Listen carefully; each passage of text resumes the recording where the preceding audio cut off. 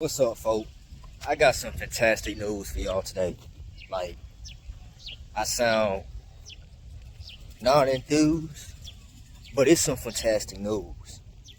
Anyhow, so I'm sure you heard of Bill Gates and the EU always want to get into the medical business, or even Bill Gates trying to engineer the mosquitoes and what, and all sorts of things. All really about the sort of population and power and control over of Africa. And I got some other news because the AU have made a move and the EU ain't happy about it, right? But things going on and it's beautiful, right? So, and we got a person that's really on our side, and he ain't the only. We got a couple of leaders, really, and the leaders doing a damn good job around here in Africa, to be all the honest with you. I mean, ain't no wars going on, nothing that's not controlled, you know. So, like, it might be like some little conflict over, say, whatever, tribal, and it really don't even be tribal. It'd be like foreign business sort of interest, right? And they kind of use the people around that area to kind of destabilize, take advantage, and exploit, So, I mean, you got such big issues with that, say, Sudan, DRC, Mali, right? Across the Sahel for real. And much everywhere, right? And our African leaders in all, 54 countries, right? Is doing a damn good job in mediating under all of what the world order is, because it's no country you can really look at and label and say it's African conflict and they had full-scale war. You're not seeing that, you know what I'm saying? So anyhow, talking about these good leaders we have, these good men, right? Because we have plenty of good men that live and walk today. We're not talking 1,000 years ago and fictional characters. We talking today. We got good men that live today, that stand up not for a passive fight, right? But actual taking responsibility, you know what I'm saying? And it's not of passive action, actually taking action, right? So we have some good men today in 2025, that's for definite. And so, whilst we have some of those foreign abroad peoples, and it's not about your skin, it's not about your color, it's not about where you come from, right? Maybe it's blood, I don't know. I'm gonna say it's the spirit, it's whatever's within. You get what I'm telling you? And we got those, right? Because it ain't about a race and an ism. It's not about that, right? It's way deeper than such. That's just kind of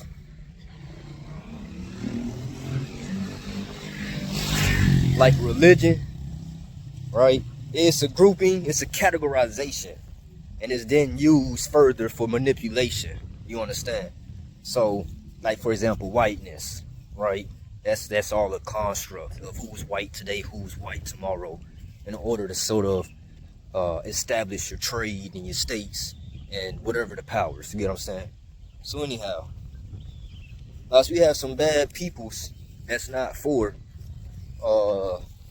us blacks and us browns, some bad peoples who's not for just the good change coming to the world. We have some damn good people, you understand? And God is in all of us. God ain't something separate. You are. You understand? God means I am. You get what I'm saying, Lee? So, you look at the image of Bob Marley, you seeing God. You get what I'm telling you, man? All right. Anyhow, and we got some people, we got some leaders that really stand for something big. And so, man, I really bring up Bill Gates to tell you about them dang mosquitoes, right? Burkina Faso, Ibrahim Traore. He just engineered some mosquitoes himself because of a breakout of disease ill-born by that of other mosquitoes. What's up, bro? anyhow, born out by other mosquitoes. So he and his team, instead of pulling in foreign destabilizers and you know what I'm saying, he took responsibility, got a team together, right? And they went and engineered their own mosquitoes, right? So that they could then take care of their own people, their own population. So they don't have to have foreigners, say the EU, whichever the case, to come in, right? And administer vaccinations for the disease. I'm gonna get that name of the disease for y'all. The name chikungunya, alright? I wanted to be sure of the name, so I had to go get it for y'all. Anyways, yeah, so the EU don't have to come in, or whoever, you know, because you know what they come in for. They don't come in to actually solve no problems. It was a lady, I think, coming out of I think France or Italy, into Burkina Faso. And they hooked up her dang computer, man, everything, to the screen mirror, to they, you know, to they systems. And and they found her.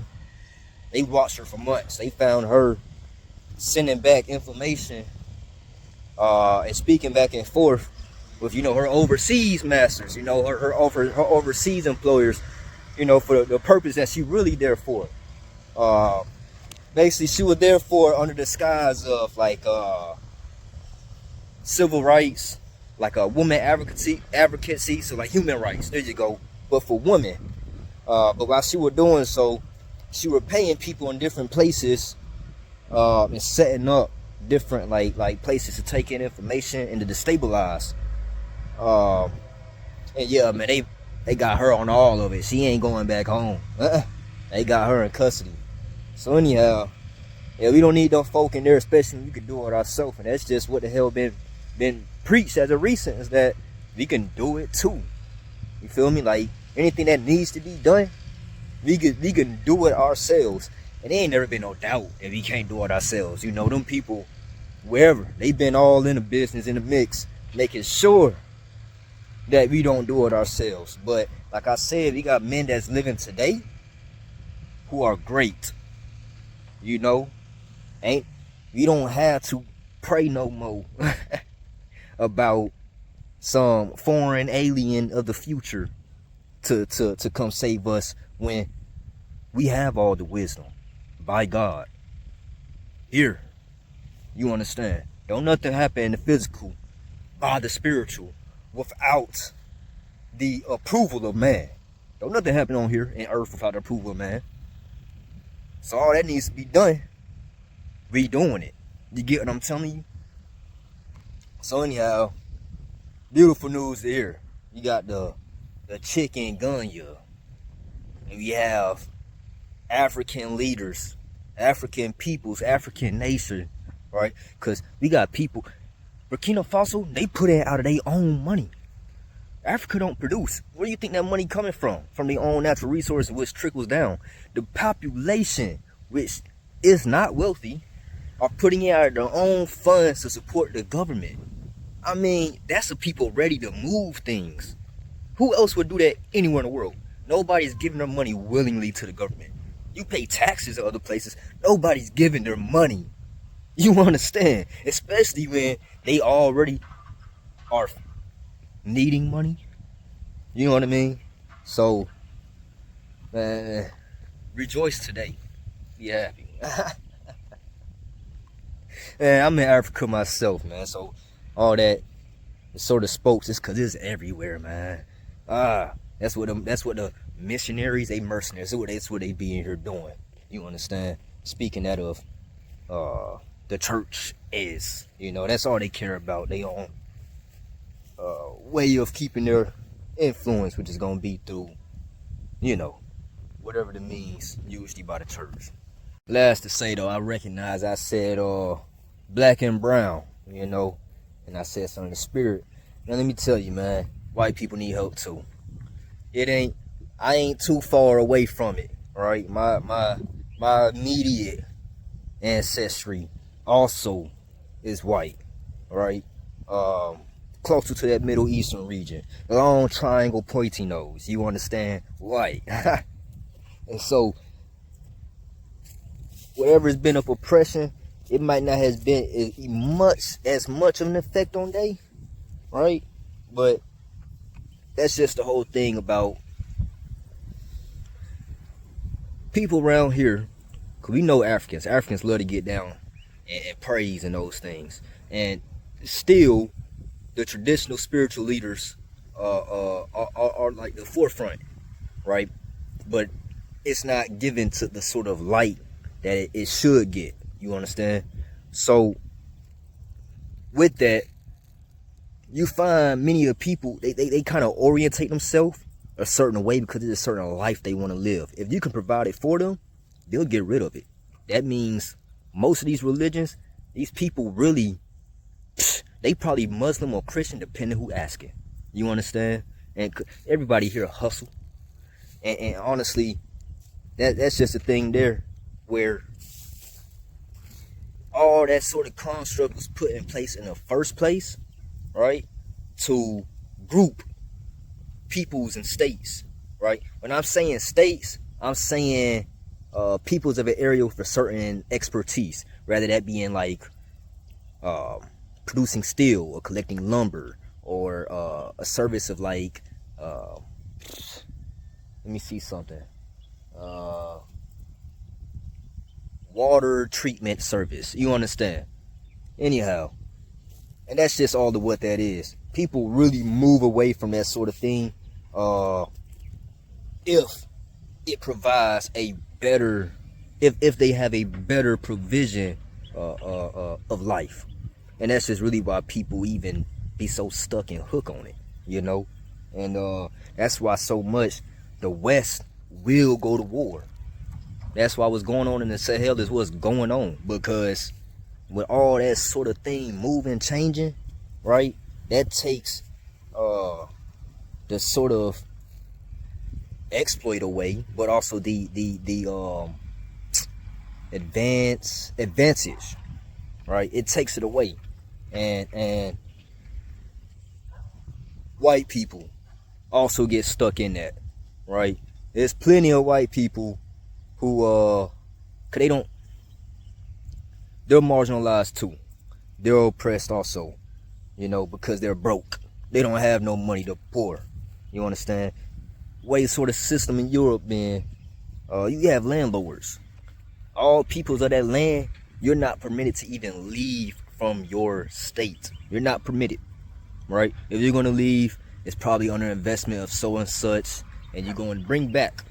You understand? You go where you go, and you bring back, say, whatever stock information. You do it under the state. That's the only guise in which you leave. Which is why even today, if for you who are of the diaspora wanting to look abroad, it's so hard to move around, and it's not even liked. It's frowned upon, right, by those other peoples, because you're owned, right? And so white people have always not been free, right? It's just that for a good little spot portion, because it really ain't much, right? It's a lot of extra time and history added in that's taught or told to you to kind of make the sort of rule, the empire, the hegemony look bigger than what it is. You understand? So anyhow, what was I at? I was saying something like the bro, the white, them there you go. So they got a little bit of a cut, right? Because it was advantageous for them to believe in this sort of whiteness and blah blah blah, right? And then they go in, you know, the sort of history with over the last 400 years, 500 years with the other populations of man, right? It was easy to do that because those who had the sort of the power, the wealth, the influence, right?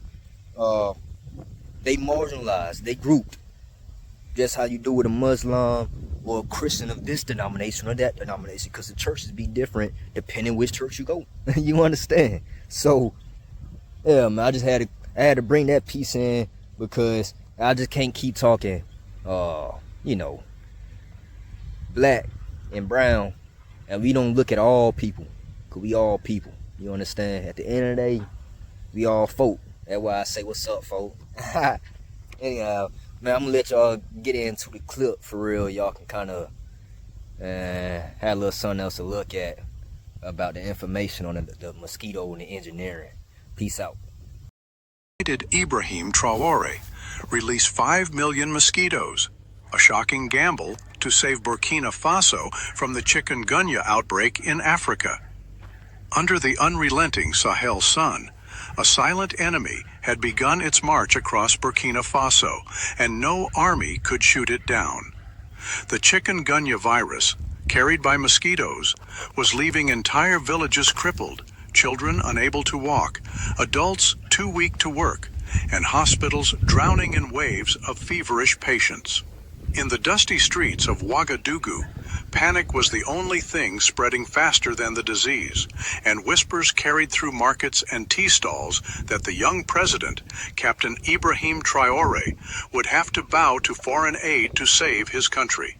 International health agencies had already begun circling like vultures, offering medicines, vaccines, and cash, but with strings attached. Some demanded long-term mining rights.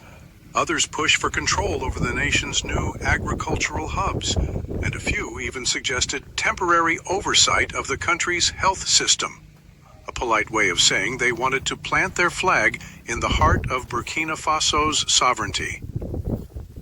Traore, whose political rise had been forged in defiance of exactly these kinds of manipulations, saw the trap instantly. Accept their help, and the virus might be beaten, yes, but the cure would come at the cost of the nation's independence. Still, time was running out, and the pressure inside the presidential palace's war room was building like the dry season heat. It was there, in a room built to withstand both foreign espionage and domestic betrayal, that Traore listened to an idea so radical it sounded like lunacy.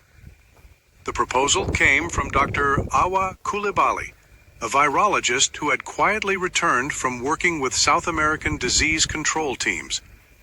Her plan? Breed and release 5 million mosquitoes. The room erupted in disbelief. Why on earth would anyone unleash more mosquitoes in a country already on its knees from a mosquito-borne disease? But Coulibaly explained that these were no ordinary insects.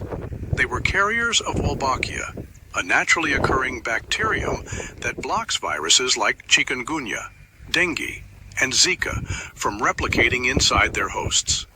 Once these modified mosquitoes bred with the wild population, the virus's chain of transmission would collapse.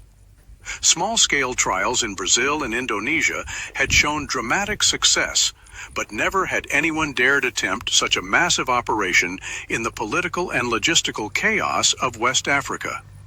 And certainly never under the gaze of foreign powers eager to see Traore fail. The risks were staggering. If the release didn't work fast enough, the outbreak could accelerate. If foreign media got wind of the plan before results came in, headlines would paint Traore as a madman, weaponizing mosquitoes against his own people. Domestically, his rivals could seize on the public's fear to rally opposition, and even within his cabinet, there were murmurs of doubt. Colonel Adama Konate, his security chief, warned that covert sabotage was inevitable. Even a small disruption to the breeding facilities could destroy months of preparation. But Traore, leaning back with the quiet confidence of a man used to walking on political minefields, didn't flinch. "If we wait for them to save us, they will own us," he said evenly. "If we act now, we save ourselves. And we teach Africa that our solutions do not need their permission." That was the moment Operation Sky Release was born. Planning began that very night, with